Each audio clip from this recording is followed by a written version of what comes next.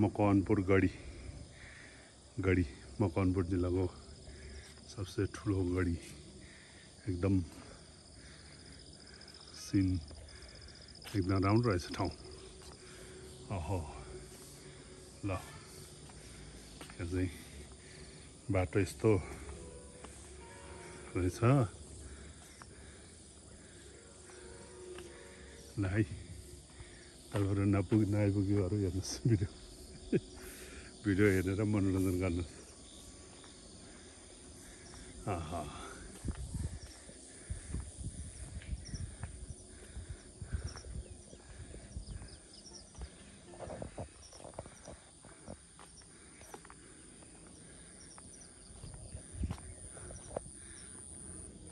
उहाँको नाम चाहिँ के भन्छ? उहाँको नाम चाहिँ ए पछि रहेछ खै हो कि ए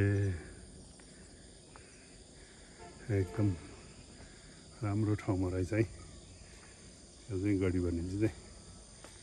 ल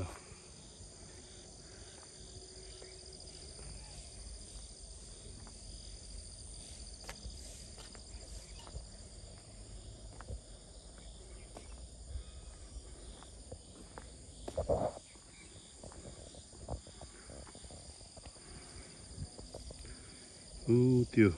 रिसोर्टबाट जिप लाइन रहेछ तलसम्म आउने रहेछ यहाँसम्म।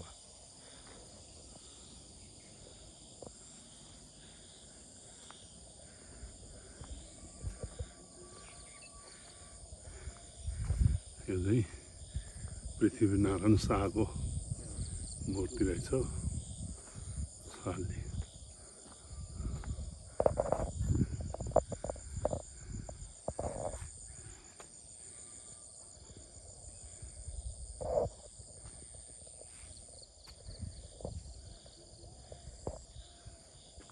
यस्तो संरचनाहरू रहेछ आमा ल पुरो चारैतिर होला है यो त गाडा त यहाँ ओ पहिला पानी त हुन्थ्यो रे भन्थ्यो पहिला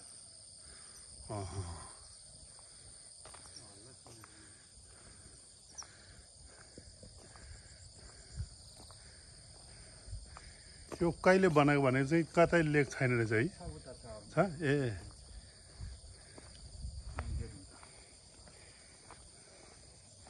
कत्रो ढुङ्गाहरू हेर्नु न कसरी हान्यो त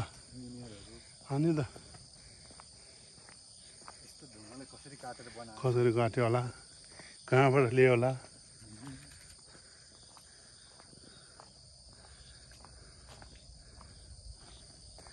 यो चाहिँ सेनाहरू बाहिर हेर्ने ठाउँ होला है यिनीहरू चाहिँ तोपहरू बाहिर निकाल्ने ठाउँ होला यिनीहरू।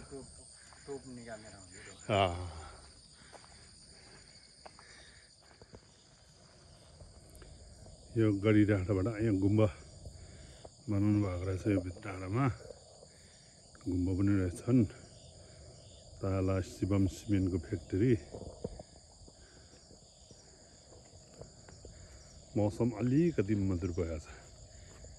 मकवानपुर फाँट हेर्नु पुरै धाँधो है यो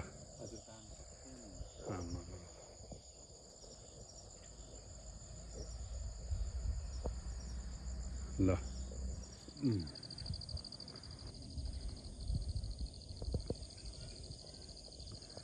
यो चाहिँ पश्चिम दिशाबाट है बस्तीहरू रहेछ। अहिले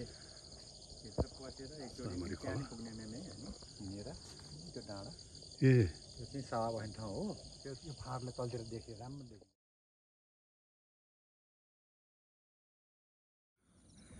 यो चाहिँ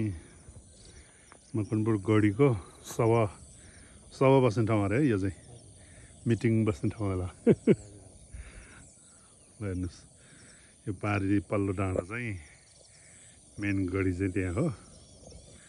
अनि यो सभा डाँडा भन्नुहुँदो रहेछ। एकदम राम्रो ठाउँ रहेछ है एकदम शीतल डाँडा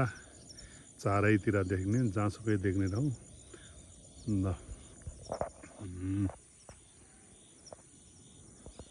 तल खोला यो खोला चाहिँ सामरी खोला भन्ने भन्छन् यो ठाउँको मेन बजार चाहिँ त्यहाँ हो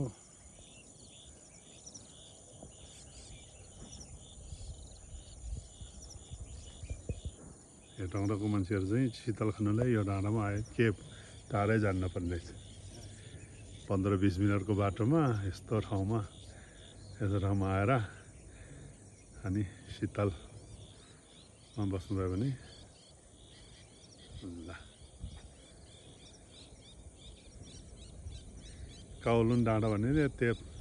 बादलले छेकेछ काउलन डाँडा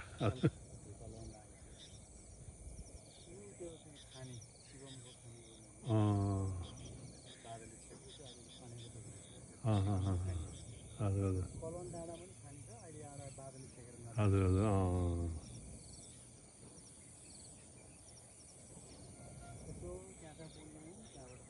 दस ल के फाँटा रह्यो है यो ठाउँलाई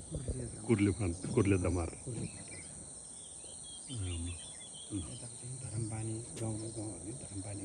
यिनीहरू चाहिँ है ल है तपाईँहरू पनि यो डाँडामा आएर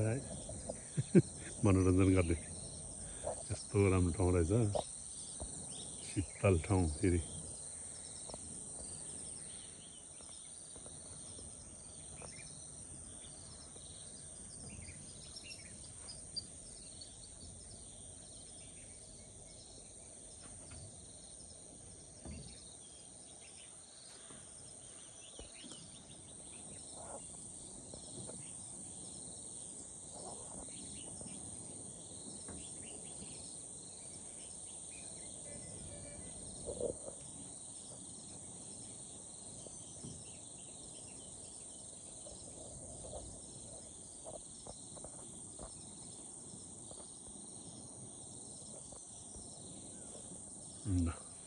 त्यो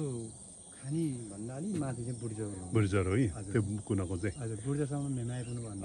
हजुर त्यो खानी भन्दा अलि माथि बुर्जा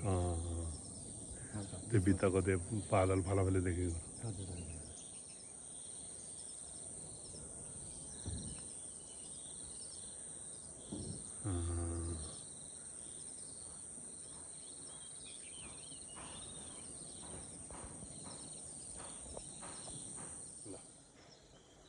हामी पनि आज यस्तो ठाउँमा आएको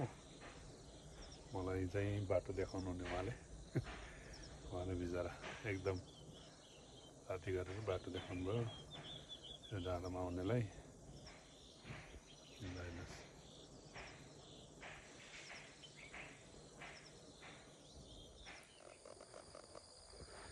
ल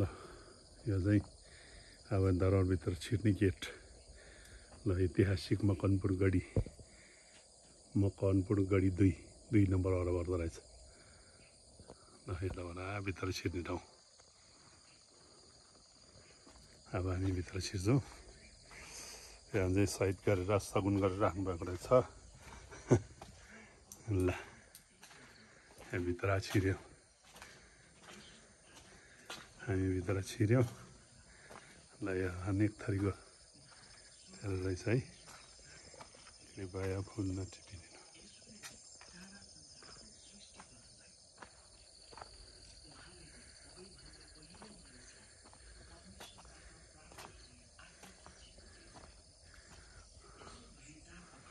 यहाँ चाहिँ शिलालेख होला के पनि नदेख्नु भएको छ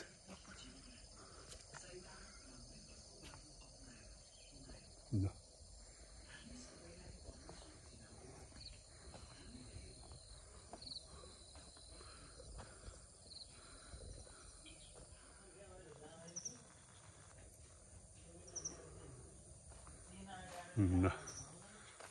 भगवान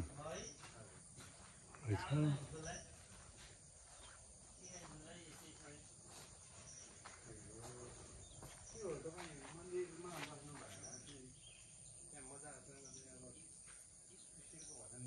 ल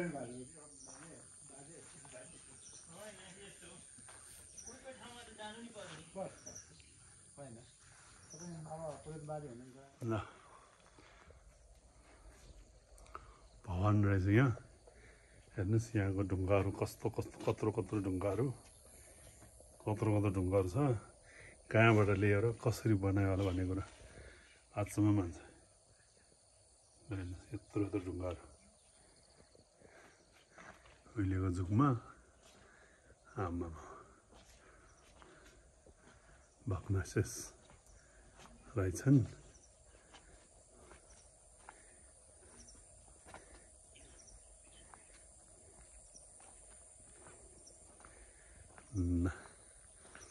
यो चाहिँ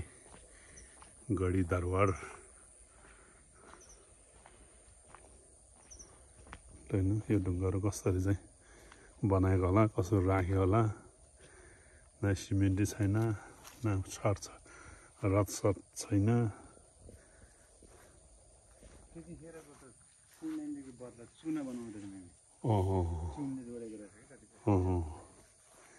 यो चाहिँ पोखरी होला फाँसी दिने ठाउँ होला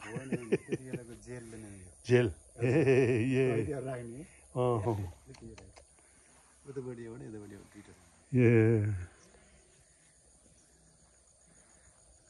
लगाएको है हामी अब यो देखाउँछु ल भग्नाशेष भवनहरू दुईवटा रहेछ ठुलो ठुलो दुईवटा अनि बिचमा वंश गोपाल मन्दिर अरे कृष्णको मन्दिर रहेछ चारैतिर यस्तो प्रकारले घेरेको रहेछ हेर्नुहोस् ढुङ्गाहरू यस्तो ढुङ्गाहरू कसले बोकेर लियो होला कहाँबाट लियो होला यस्तो ढुङ्गाहरू यो एकदम ऐतिहासिक चिज महत्त्वपूर्ण भावी सम्पत्तिहरूको निम्ति चाहिँ यो एकदम महत्त्वपूर्ण हुन्छ ल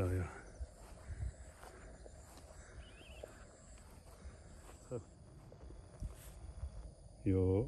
नेपालको 5-7 प्रदेशको रहेछ कोशी प्रदेशको नाम नभएको बेलामा रहेछ है यो चाहिँ कोशी प्रदेश भन्ने चाहिँ छैन रहेछ अब यो केपी ओलीको चुच्चो नक्सा पनि रहेछ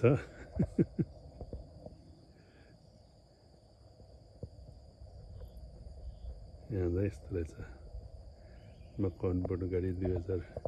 इस्वी विक्रम सम्वत 1819 माघ 10 गते मिर सिमका फौज विरुद्ध गोर्खाली सेनालाई विजय प्राप्त गरेको 256औं विजय उत्सवको अवसरमा सम्माननीय राष्ट्रपति श्री विद्यादेवी भण्डारीज्यूको बाहुलीबाट नेपालको नक्सा अनावरण र राष्ट्रिय झन्डाको झन्डोत्तोलन सुसम्पन्न गरियो 2000 इस्वी सम्वत 2075 माघ 10 गते रोज 5 नेपालको नक्सा रहेछ यो 5 विकास यो 7 प्रदेशको यसको माथि झन्डा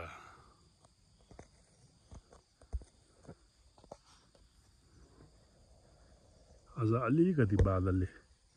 डिस्टर्ब गर्यो हामीलाई तर भने त यस्तो राम्रो ठाउँ रहेछ कि ल यो चाहिँ यहाँको ऐतिहासिक लेक रहेछ अलिकति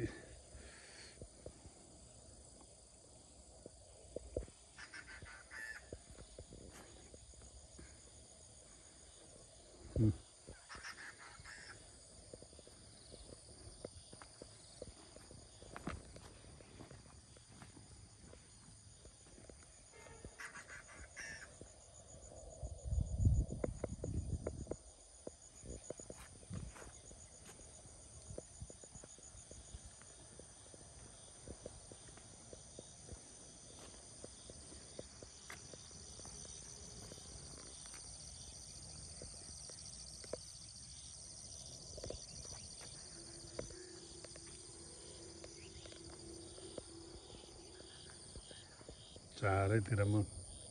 यस्तो पर्खल रहेछ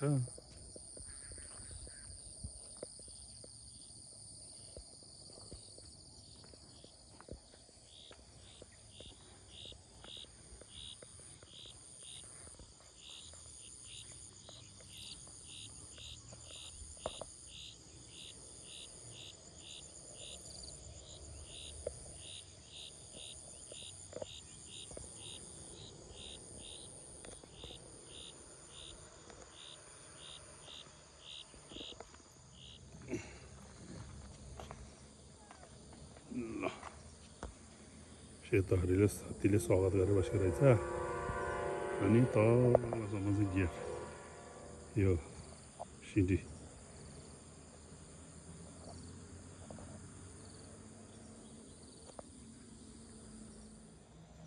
बादल आयो अझ। अनि यो रोड चाहिँ ठेङ्गनबाट बागमती हुँदै अनि काठमाडौँ ललितपुरको यो चापागाउँ अनि साधुबाट निस्किने रोड यताबाट पनि काठमाडौँ जान्छ। अहिले पहिले त्यति चल्दैन थियो, अहिले एकदम गाडी ठुल्ठुलो गाडीहरू सबै यताबाट जाँदो रहेछ। एकदम बिजी भएछ अब यो बाटो नि। यो चाहिँ उत्तर दिशाबाट चाहिँ भित्र जाने बाटो रहेछ। यो चाहिँ दक्षिण दिशाबाट पनि रहेछ राम्रो छैन र यताबाट चाहिँ बाटो पिच यहाँसम्म पिच रहेछ। पहाड